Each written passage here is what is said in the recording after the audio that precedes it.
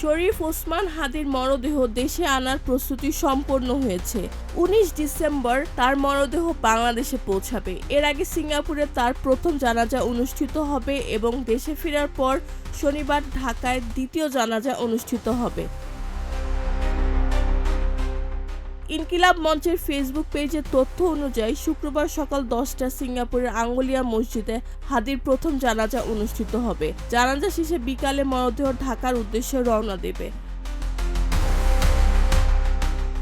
Doctor Mohammad Abdul আহাদ জানান, শহীদ হাদির মরদেহ বহনকারী ফ্লাইটটি শুক্রবার বিকাল ৩টা ৫০ সিঙ্গাপুর ত্যাগ করবেন এবং সন্ধ্যা ৬টা ৫ ঢাকার হযরত শাহজালাল আন্তর্জাতিক বিমানবন্দরে অবতরণের সম্ভাবনা রয়েছে।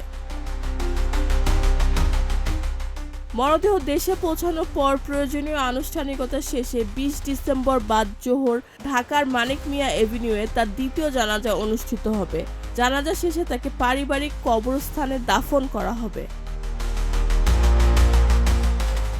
শরীফ ওসমান হাদির মৃত্যুর খবর ছড়িয়ে পড়ার সঙ্গে সঙ্গে ঢাকা বিশ্ববিদ্যালয়, শাহবাগ সহ রাজধানীর বিভিন্ন স্থানে ছাত্র জনতা বিক্ষোভে নেমে আসে।